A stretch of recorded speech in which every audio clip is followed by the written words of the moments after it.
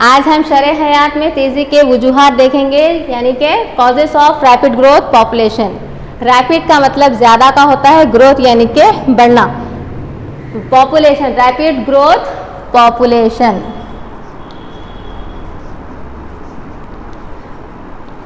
Population में इजाफा हो रहा है, क्यों हो रहा है, उसके चंद वजूहात रीज़न से। सबसे पहले यहाँ देखेंगे हम इकोनॉमिक फैक्टर। इकोनॉमिक फैक्टर यानी कि जहाँ से हम इनकम अर्न करते हैं, जो हमारे आमदनी का जरिया होता है। ठीक है, यहाँ पे फर्स्ट है आपका पॉइंट प्रीडोमिनेंस ऑफ एग्रीकल्चर। चूँकि हमारी कंट्री क्या है, एक एग्रीकल्चर कंट्री है।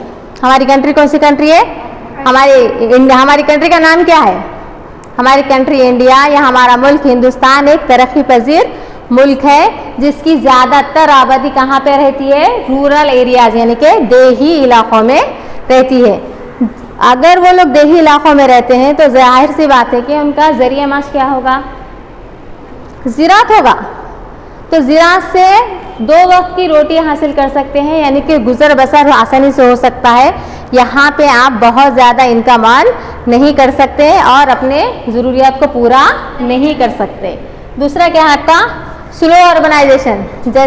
अच्छा, प्रीडोमिनेंस ऑफ एग्रीकल्चर यानी कि उर्दू में क्या कहेंगे आप, ज़राअत का गलबा। क्या कहेंगे, ज़राअत का गलबा, यानी कि मैक्सिमम लोग यहाँ पे ज़राअत पर डिपेंड करते हैं, क्योंकि ज़्यादा से ज़्यादा लोग कहाँ रहते हैं, देहातों में, और उनका ज़रिया माश क्या होता है, ज़राअत, जिसकी वजह से वो लोग क्या सो ज़्यादा तालीम हासिल नहीं कर सकते और ज़्यादा से ज़्यादा अपने ज़रूरियात को पूरा नहीं कर पाते। दूसरा क्या है आपका स्लो अर्बनाइजेशन, यानी कि सुस्त शहरियाना।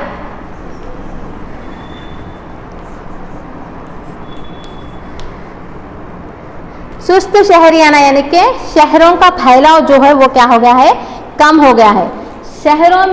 शहरों में लोग क्या करते हैं, काम की तलाश में आते हैं। अगर शहरों में अगर सनतें अगर कायम नहीं होती हैं तो लोगों को काम आसानी से नहीं मिलेगा, क्योंकि खेती बाड़ी में लोग काम करना नहीं चाहते। क्यों, क्योंकि वहाँ पे ज़्यादा आमदनी हासिल नहीं होती है और काम की तलाश में वो लोग कहाँ का रुख करते हैं, शहरों में। लेकिन अगर शहरों में अगर सनतें कायम नहीं होंगी, अगर इंडस्ट्रीज अगर नहीं होंगे तो लोगों को काम करने का मौका कहाँ से मिलेगा।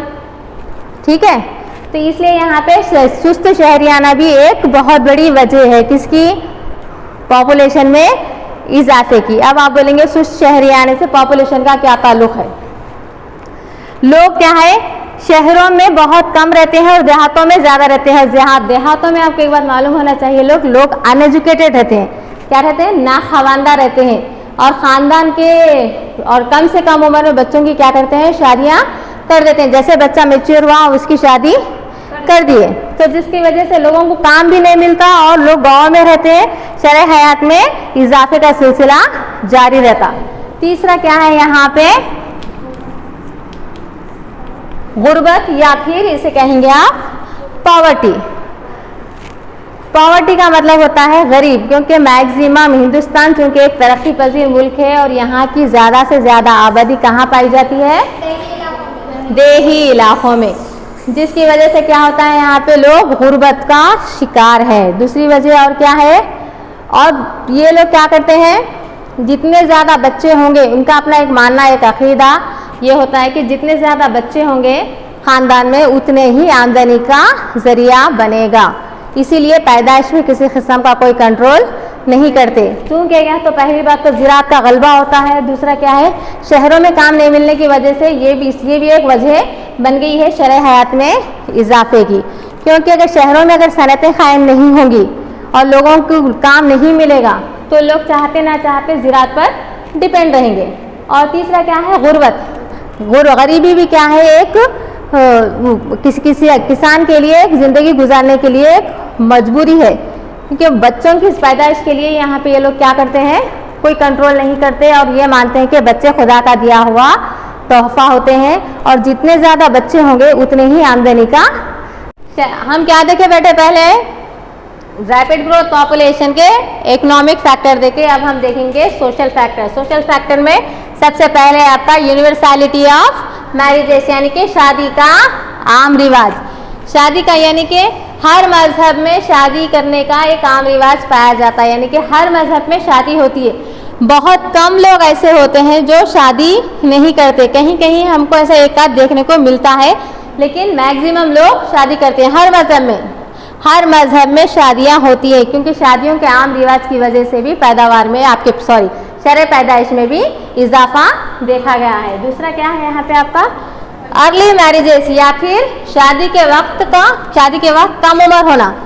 क्योंकि शादियां क्या है मैच्योर होते हैं, खास करके ये कहाँ नजर आएगा हमको, देही सतह पर, यानी कि रूरल एरियाज में हम यहाँ देखेंगे कि लोग तालीम को बहुत कम अहमियत देते हैं और जैसे ही बच्चे बड़े होते हैं उनकी शादियां कर दी जाती हैं। ये भी शरह हयात में इजाफे की एक वजह है, यानी कि पॉपुलेशन में जो इजाफा हो रहा है उसकी एक वजह क्या है, आपकी अर्ली मैरिजेस भी है। यानी कि एक बच्ची जब मेच्योर होती है, कब होती है, 13 ईयर्स या 15 ईयर्स या फिर हार्डली 16-17 में जब मेच्योर होती है, तो उसकी फर्टिलिटी की जो एफिशिएंसी होती है वो कब तक होती है, 55 साल तक होती है, यानी कि 55 ईयर्स तक, 15 से लेके 55 ईयर्स तक उसके अंदर फर्टिलिटी एफिशिएंसी पाई जाती है। यानी कि शरह बारवारी जिसे कहते हैं, तौलीद जिसे कहते हैं हम, बच्चे को पैदा करने की सलाहियत एक औरत में 15 साल से लेके 55 साल तक होती है। तो अर्ली मैरिजेस जब होती हैं, कम उम्र में जब शादियां होती हैं, तो इसकी वजह से शरह हयात का जो सिलसिला है वो बरकरार रहता है।